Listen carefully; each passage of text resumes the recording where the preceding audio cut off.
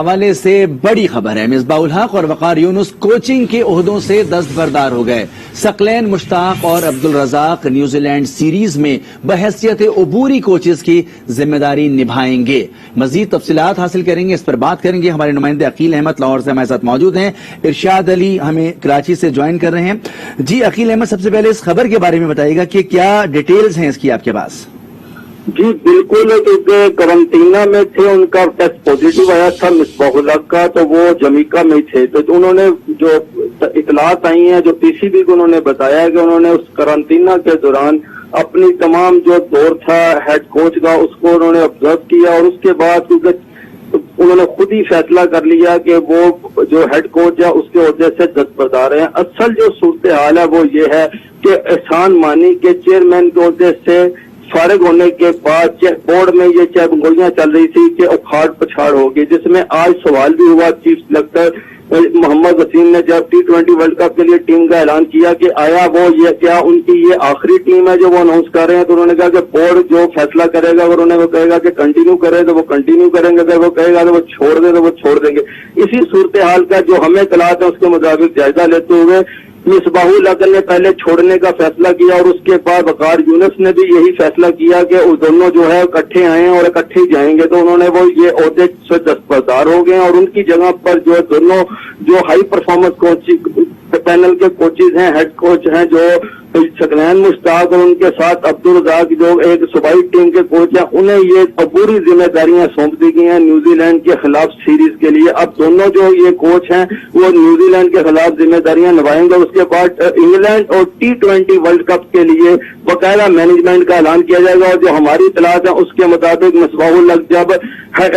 Chairman کا عہدہ سنبھال لیں گے تو وہ اس کے بعد مشاورت کر کے جو ہے ہیڈ کوچ اور بولنگ کوچ کا فیصلہ کریں گے۔ ایک یہ بھی اطلاع ہے کہ رمیز راجہ کیونکہ انٹرنیشنل فیگر ہیں، ان وہ سابق کپتان بھی ہیں، کمنٹیٹر بھی ہیں، انہوں کے کافی لوگوں سے غیر ملکی کوچز سے بھی رابطے ہیں۔ جو ہماری اطلاعات ہیں ان کے مطابق وہ غیر ملکی کوچ لانا چاہتے ہیں، اور ہو سکتا ہے کہ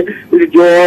اینڈی فلار ہیں ان کو جو ملتان کے کوچ ہیں ان کو یہ ذمہ داریاں سونپ دی جائیں ہیڈ کوچ کی۔ بالکل، عقیل احمد ہمارے ساتھ موجود رہے گا۔ ارشاد علی ایڈیٹر اسپورٹس ہمارے ساتھ موجود ہیں۔ ارشاد علی، کیا ضرورت تھی مصباح الحق اور وقار یونس کو اس طرح سے چلے جانے کی؟ کیا یہ احسان مانی کے منظور نظر تھے؟ وہ نہیں ہے تو ان کا چلنا مشکل ہوگا، یا کوئی اور وجہ ہے؟ دیکھیں، نوشتہ دیوار میرے خیال سے نوشتہ دیوار پڑ گیا مصباح الحق اور وقار یونس نے، کیونکہ جیسے ہی رمیز راجہ کی نامزدگی ہوئی تو یہ خبریں سامنے آنے لگ گئیں کہ شاید ان دونوں کو بھی جو ہے وہ رمیز راجہ آنے کے بعد ان دونوں کو بھی جو ہے وہ تبدیل کر دیں گے بطور ہیڈ کوچ اور بالنگ کوچ۔ تو جب مصباح الحق 15 دن کی 14 دن کی قرنطینہ میں تھے جمیکا میں، تو ظاہر ہے انہوں نے اپنی پرفارمنس کا بھی جائزہ لیا۔ سامنے تو خبر یہ آئی ہے کہ جی مصباح الحق نے اپنی پرفارمنس کا جائزہ لیا اور اس کے بعد جو ہے وہ کوچنگ چھوڑنے کا فیصلہ کیا، لیکن جو اندرونی خبریں وہ یہی ہیں کہ اشارہ مل گیا تھا ان کو کہ جی رمیز راجہ کے آنے کے بعد جو ہے وہ دونوں کوچز جو ہے وہ اپنے عہدوں پہ نہیں رہیں گے، کیونکہ رمیز راجہ جو ہے وہ غیر ملکی کوچز کو پریفر کرتے ہیں، اور خبریں بھی یہی آ رہی ہیں کہ غیر ملکی کوچز کو جو ہے وہ پاکستان ٹیم کے لیے جو ہے وہ تعینات کریں گے غیر ملکی کوچز کو۔ تو میرے خیال سے پہلے ہی طے پا چکا تھا پی سی بی اور ان دونوں کوچز کے درمیان کہ وہ عزت کے ساتھ جو ہے وہ استعفیٰ دے دیں اور چلے جائیں، بجائے اس کے کہ ان کو جو ہے وہ فارغ کیا جائے۔ اچھا ارشاد، یہ بھی بتائے گا کہ اب ٹیم میں جو تبدیلی کی گئی ہے حالیہ سیریز کے لیے، اور کہا جا رہا ہے T20 میں بھی یہی اسکواڈ رہے گا،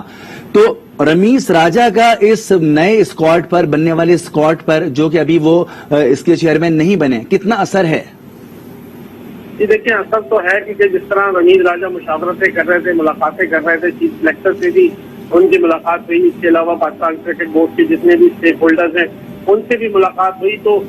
لازمی ان کا انپٹ ضرور ہے۔ حالانکہ آج جب اس کی پریس کانفرنس میں محمد وسیم کی سوال ہوا کہ رمیز راجہ کا کتنا انپٹ ہے، تو انہوں نے یہ کہا کہ جی صرف ان کو جو ہے اسکواڈ دکھا دیا گیا تھا، لیکن ایسا نہیں ہے۔ رمیز راجہ کی پوری انپٹ شامل ہے اس ٹیم کے اندر، جو وہ متوقع چیئرمین ہے پاکستان کرکٹ بورڈ کے، اور 13 سپٹمبر کو جو ہے وہ الیکشن جیت کر جو ہے وہ پاکستان کرکٹ بورڈ کے چیئرمین کا عہدہ سنبھال لیں گے، تو ان کی پوری انپٹ شامل ہے اس کے اندر، کیونکہ رمیز راجہ کا شروع سے ہی ایک موقف رہا ہے کہ جو ٹینٹڈ کھلاڑی ہیں جن کا نام ماضی میں کسی بھی چیز میں آیا ہے، چاہے وہ میچ فکسنگ ہو، چاہے وہ خلاف ورزیاں ہو ڈسپلن کی، تو ان کو نہ شامل کیا جائے۔ تو آج ہم نے دیکھا جو 15 اپنی اسکواڈ اناؤنس کیا گیا اس میں ایسے کوئی کھلاڑی شامل نہیں ہے۔ مثال کے طور پر محمد عامر جن پر 5 سال کی پابندی لگی، ان کو بھی ٹیم میں، حالانکہ انہوں نے ریٹائرمنٹ اناؤنس کر دی تھی لیکن بعد میں کہا تھا کہ جی وہ ٹیم میں آ سکتے ہیں کبھی بھی ریٹائرمنٹ ختم کر کے، ان کو بھی شامل نہیں کیا گیا۔ اس کے علاوہ بھی اور بہت سے پلیئر ہیں۔ تو آج اس سے نظر آ رہا ہے تو اس کا مطلب اس میں بہت زیادہ ان پٹ شامل تھی رمیز راجہ کی۔ انہوں نے چیف سلیکٹر محمد وسیم کو خاص طور پہ ہدایت جاری کی تھی کہ کون کون سے کھلاڑیوں کو رکھنا ہے، کون سے۔ شرجیل خان کی مثال سب کے سامنے ہے۔ شرجیل خان بھی 2 سال کی پابندی بھگت کر جو ہے وہ پھر ٹیم میں آئے تھے، لیکن اب انہیں ورلڈ T20 کے لیے ڈراپ کر دیا گیا، حالانکہ وہ اسپیشلسٹ اوپنر مانے جاتے ہیں T20 کے۔ عقیل احمد، آپ کیا سمجھتے ہیں کہ اکھاڑ پچھاڑ کس پیمانے پر ہوگی رمیز راجہ کے آنے کے بعد؟ کیا یہی وہ اثرات تھے جو ان دونوں کوچز نے بھانپ لیے؟ جی بالکل مونس، یہ انہوں نے بھانپ لیا اور اسی وجہ سے کیا، اور جو اطلاعات ہم نے پہلے بھی خبر دی ہے کہ چیف سلیکٹر کے عہدے پر بھی محمد وسیم بھی رہیں گے۔ اس کے علاوہ ٹی سی بی میں بھی بڑے جو انتظامی معاملات جو چلا رہے ہیں ان میں بھی تبدیلیاں آئیں گی، اور ان کی جگہ پر رمیز راجہ جو ہے وہ اپنے بندے لائیں گے۔ ظاہر ہے جو صورتحال ہے، جو بھی اپنا چیئرمین آتا ہے وہ اپنے بندے لاتا ہے تاکہ وہ اپنی ٹیم بناتا ہے اور وہ اپنے طریقے سے بورڈ کو چلاتا ہے۔ اور اس کی جو جہاں تک بات ہے ٹیم کی، تو ارشاد بھائی نے درست فرمایا کہ اس میں رمیز راجہ کا آؤٹ پٹ لیا گیا، جس میں خاص طور پر شرجیل خان کو موقع نہیں دیا گیا، اور جس طرح محمد عامر تو خیر پہلے ڈراپ تھے لیکن وہ کوشش کر رہے تھے۔ اب وہ دوبارہ ان کے محمد عامر کی ایک کوشش یہ تھی کہ یہ مصباح الحق اور ہیڈ کوچ تھے اور بولنگ کوچ وقار یونس ان کے ساتھ وہ نہیں کھیلنا چاہ رہے تھے، اور انہوں نے اسی وجہ سے ریٹائرمنٹ لی تھی۔ اب ان کے لیے لیکن انہیں ڈراپ تو کر دیا گیا، اب تو ان کے دوبارہ امید وابستہ ہو گئی ہے کہ وہ کوشش کریں گے کوئی ایسا طریقہ چلانے کی کہ وہ دوبارہ ٹیم میں۔ بہت شکریہ عقیل احمد، لاہور سے ہمیں اپڈیٹ کر رہے تھے۔ ارشاد علی کراچی سے ہمیں تفصیلات سے آگاہ کر رہے تھے۔ آپ دونوں کا بہت شکریہ۔ مصباح الحق اور وقار یونس کوچنگ کے عہدوں سے دستبردار ہو گئے ہیں، ان کی جگہ اب نئے کوچز ہیں اور دیکھا یہ جائے گا کہ یہ تبدیلی کہاں تک جاتی ہے۔